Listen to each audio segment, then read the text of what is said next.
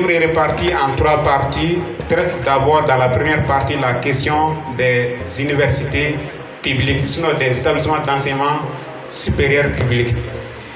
Cela répond à un souci. En tant qu'enseignant privé, j'ai eu à faire la remarque. Quand on pose la question aux élèves qui sont candidats au bac, quelle université tu comptes faire après? La personne n'a pas de réponse. Et elle se dit, après, quand j'aurai le bac, je vais chercher.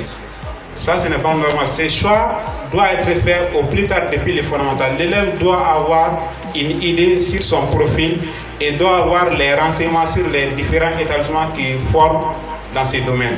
Et s'il faut attendre jusqu'à ce qu'il ait le bac pour faire ses choix, ça c'est un problème qui peut impacter sa performance. Alors, quelles sont les universités publiques du Mali? Les livres les énumèrent avec les conditions d'accès, les différentes filières et aussi les différents diplômes délivrés. Ça, c'est les universités publiques.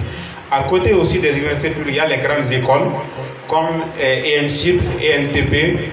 Les conditions d'accès de ces différentes grandes écoles aussi sont mentionnées, ainsi que les diplômes et aussi les différentes filières de formation. Cette partie aussi traite les problèmes de l'enseignement supérieur et aussi propose des solutions, comme l'a dit ma préfacière, propose des solutions à ces différents problèmes.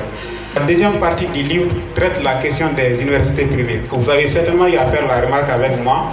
Il y a beaucoup de gens qui quittent les universités publiques pour les universités privées à la recherche d'une formation de qualité.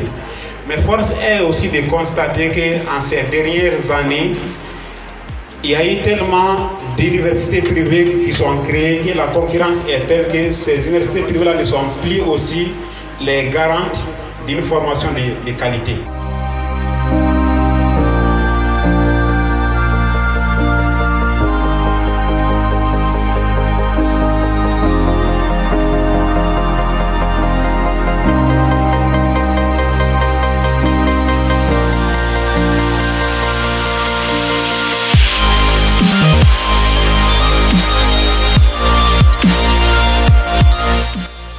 La troisième et dernière partie, là où le livre tire même son titre, ça c'est ma mère université. Moi je dis que quels que soient les efforts fournis par les gouvernements, il y a toujours des problèmes.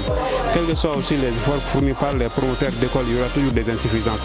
Maintenant, quelle est la meilleure université dans tout ça? Entre les universités publiques et les universités privées, quelle est la meilleure université? Et je me dis que la meilleure université, c'est l'étudiant lui-même. Quels que soient les efforts fournis par un professeur, aucun professeur ne peut ouvrir l'écran d'un étudiant pour y insérer des leçons. Est-ce que vous voyez?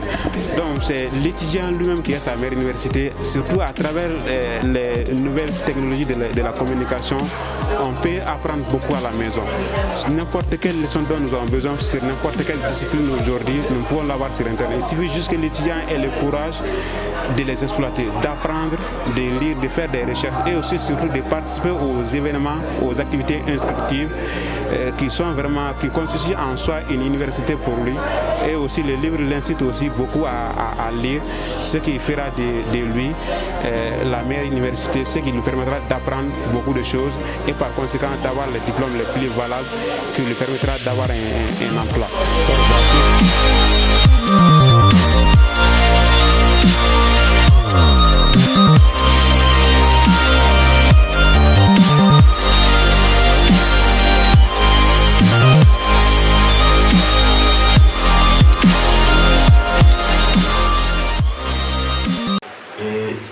Il m'a envoyé l'invitation, je dis que je ne peux pas manquer cette cérémonie parce que on traite ici la question de l'école.